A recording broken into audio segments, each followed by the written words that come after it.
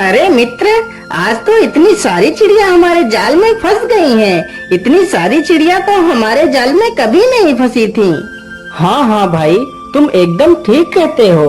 इतनी सारी चिड़िया आज से पहले तो हमें कभी नहीं मिली।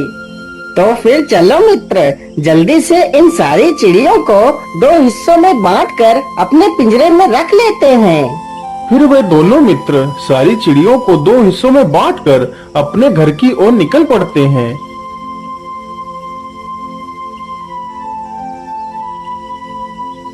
ठीक है मित्र, अब मैं अपने घर की ओर निकलता हूँ। अरे भाई, इतनी जल्दी किस बात की है? मेरा घर तो पास में ही है। चलो पानी वानी पी लो, फिर चले जाना। नहीं नहीं मित्र, मैं पानी किसी और दिन पीऊंगा। आज मुझे चलना चाहिए। और हाँ मित्र, याद रहे, कल हम दोनों फिर इसी स्थान पर मिलेंगे। इतना कहकर दोनों मित्र अपने अपने घर की ओर निकल जाते हैं।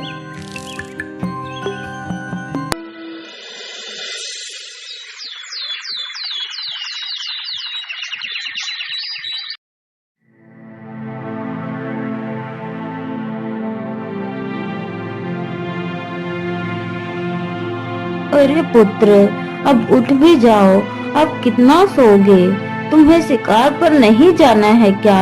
तुम्हारा मित्र तुम्हारी प्रतीक्षा कर रहा होगा।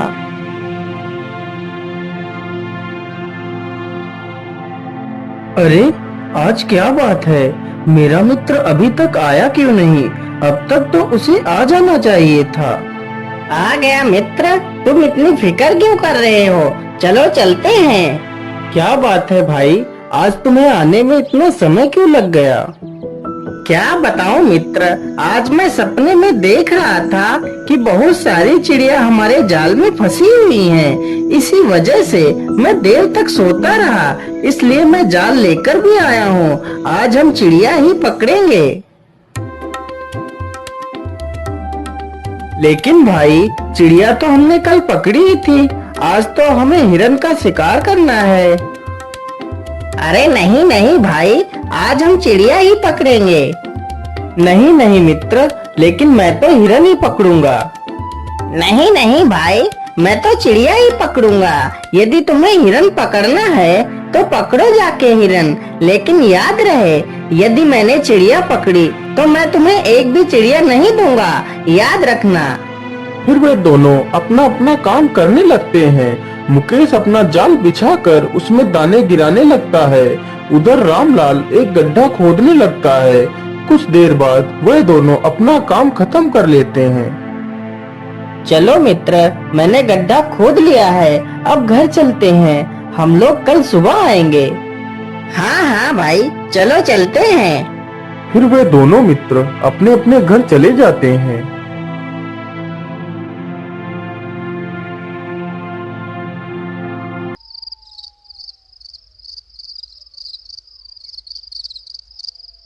क्या करूं, क्या करूं?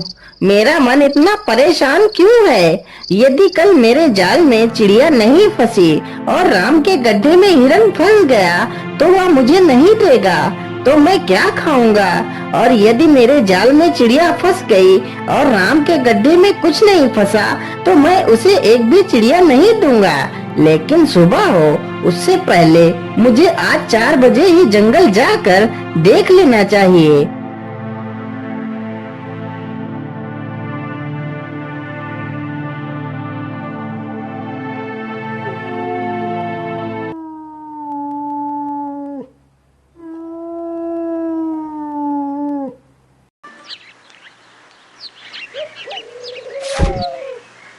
इतना सोचकर मुकेश सुबह के 4 बजते ही घर से बाहर निकल जाता है।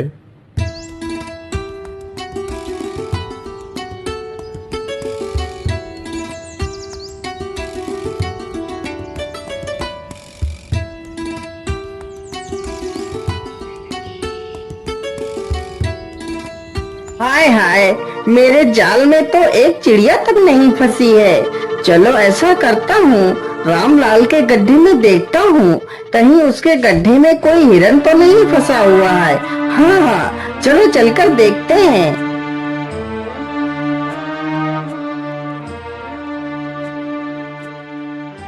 अरे ये क्या, राम के गड्ढे में तो एक हिरन गिरा हुआ पड़ा है। अब तो राम मुझे इसमें से कुछ भी हिस्सा नहीं देगा। राम तो शिकार को ले जाएगा और मैं खाली जाल पकड़कर ही रह जाऊंगा। अरे नहीं नहीं, मैं यह सब नहीं देख सकता।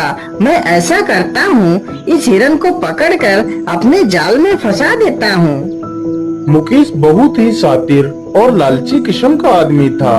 वह तुरंत ही हिरन को गड्ढे से निकालकर अपने जाल में फंसा देता है और जाल को वहीं पर रख देता है। चलो चलो, सुबह होने वाली है। जल्दी से अपने घर चलकर सोने का बहाना करता हूँ, नहीं तो रामलाल को मुझ पर शक हो जाएगा। सुबह होते ही रामलाल मुकेश के घर जाता है। अरे मुकेश, चलो अब उठ भी जाओ, सुबह हो गई है। हमें शिकार देखने के लिए चलना चाहिए। मुझे लगता है रामलाल आ गया है। हाँ हाँ, चलो भाई, चलते हैं।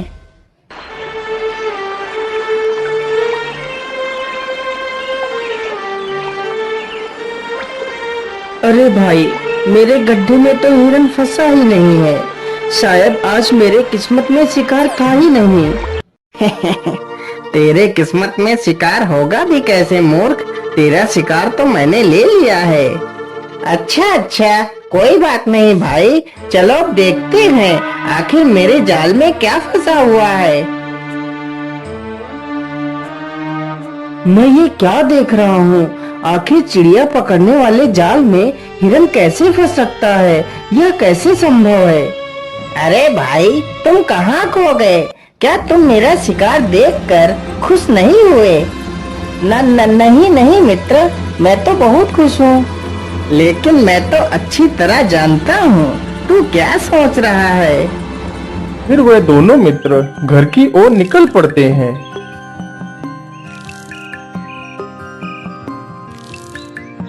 बचाओ बचाओ, कोई मुझे इस शेर से बचाओ। मित्र, क्या तुम्हें ये आवाज सुनाई दे रही है? मुझे लगता है कोई मुसीबत में है। चलो, हमें उसकी मदद करनी चाहिए। अरे राम राम राम, यह तो एक शेर है। नहीं नहीं भाई, मैं इसके पास नहीं जाऊंगा। कहीं इस शेर ने मुझे खा लिया तो मैं तो मर ही जाऊंगा। नहीं मित्र, मैं इस लड़की को जरूर बचाऊंगा, चाहे मेरी ही जान क्यों ना चली जाए।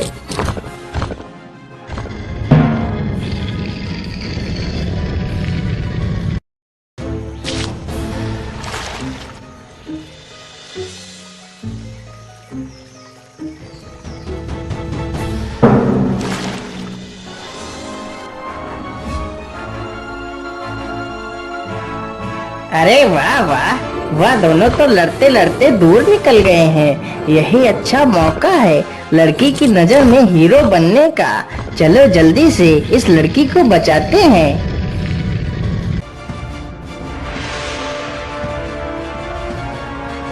इस रस्सी को तुम जल्दी से पकड़ लो, मैं तुम्हें बाहर खींच लेता हूँ। लेकिन वो शेर, वह तो ऊपर ही है।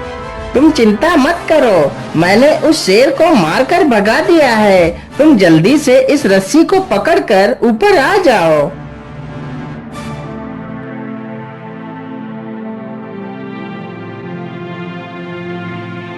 ये सारी चीजें उसी जंगल में रहने वाली एक बुढ़िया देख रही थी कि कैसे उसके मित्र का श्रेय वह झूठा आदमी खुद ले रहा था।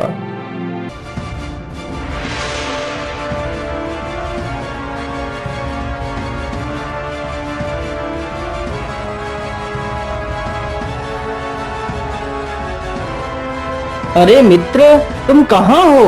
देखो, मैंने उस शेर को भगा दिया है। अच्छा ठीक है राजकुमारी जी, अब मैं चलता हूँ। मेरा दूसरा मित्र मुझे ढूंढ रहा होगा। अरे भाई, तुम कहाँ चले गए थे? और वो राजकुमारी कहाँ है? अरे भाई, वो मैं राजकुमारी को उसके घर तक छोड़ने चला गया था।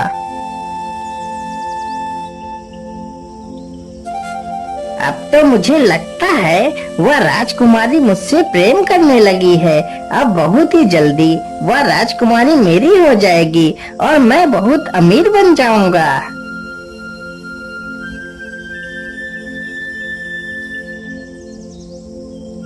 अगले ही दिन वे दोनों फिर जंगल में शिकार के लिए जाते हैं। तो उन दोनों का मन शिकार में नहीं लग रहा था। अब तो उन दोनों के मन में सिर्फ उस राजकुमारी का ख्याल ही आ रहा था।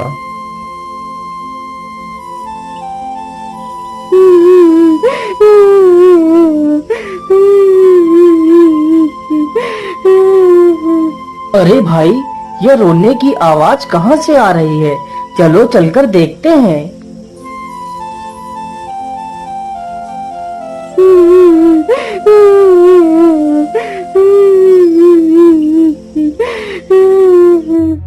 अरे राजकुमारी जी, क्या बात है? आप क्यों रो रही हैं? मुकेश जी, मैं तुम्हें क्या बताऊं, मेरे पिता के अलावा मेरा इस दुनिया में कोई नहीं है। लेकिन राजकुमारी जी, तुम्हारे पिता को क्या हुआ है? जल्दी से बताओ। मेरे पिता को एक डायन पकड़कर ले गई है। वह मेरे पिता की आत्मा को अपने वश में कर उनसे गलत कार्य करवाना चाहती है। लेकिन वह डायन कहाँ रहती है? वह डायन चुंगी वन की गुफा में रहती है। राजकुमारी जी, आप बिल्कुल भी चिंता मत करिए, मैं तुम्हारे पिता को जरूर बचा कर ले आऊंगा।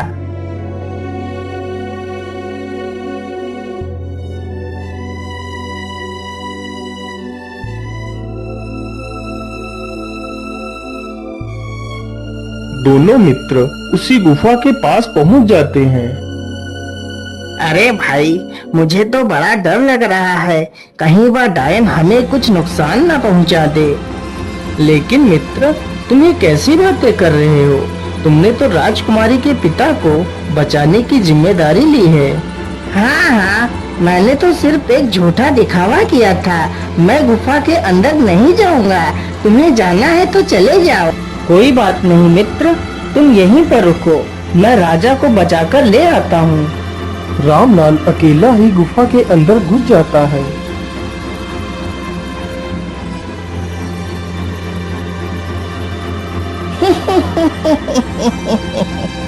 अब मैं तेरी आत्मा को अपने वश में करके तुझे प्रेत बनाऊंगी। अरे, यह डायन तो जल्दी ही राजा को मारने वाली है। मुझे जल्दी से कुछ करना होगा। रामलाल पीछे से जाता है और उस डायन के सिर पर जोर से डंडा मारता है तो डायन मर जाती है और बेहोशी की हालत में ही राजा को अपने कंधे पर उठाकर वहां से निकल पड़ता है। यह सब उसका मित्र मुकेश देख रहा था। तभी उसका मित्र पीछे से आता है और अपने मित्र के सिर पर जोर से डंडे से प्रहार करता है तो उसका मित्र जख्मी होकर बेहोश हो जाता है। फिर मुकेश राजा को अपने कंधों पर उठाता है और राजमहल लेकर पहुंच जाता है। यह सब कुछ देखकर राजकुमारी उससे बहुत प्रसन्न होती है।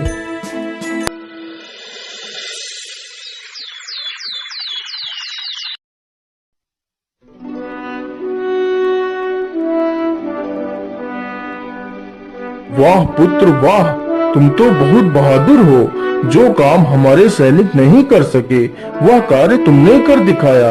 इसलिए हम अपनी पुत्री का विवाह तुम्हारे साथ करना चाहते हैं। सैनिकों, जाओ और पूरे राज्य में घोषणा कर दो, मैं अपनी पुत्री का विवाह कर रहा हूँ। सभी लोग इस शुभ अवसर पर आकर अपना आशीर्वाद दें। अरे रुक जाइए, यह विवाह नहीं हो सकता। लेकिन तुम कौन हो जो मेरी पुत्री का विवाह रोकने के लिए आई है? क्योंकि महाराज, यह आदमी एक नंबर का धोखेबाज तथा लालची है। फिर वह बूढ़ी महिला सारी कहानी उस राजा को सुनाती है। महाराज, यदि आपको यकीन नहीं है तो मेरे घर चलकर देख लीजिए। इसका मित्र घायल अवस्था में मेरे घर में पड़ा हुआ है। ये सब सुनकर राजा के होश उड़ जाते हैं। जब वह राजा बुढ़िया के घर जाकर देखता है तो यह सारी बात सत्य होती है। सैनिकों, इस धोखेबाज आदमी को फांसी पर चढ़ा दिया जाए। फिर राजा राजकुमारी का विवाह रामलाल के साथ कर देता है।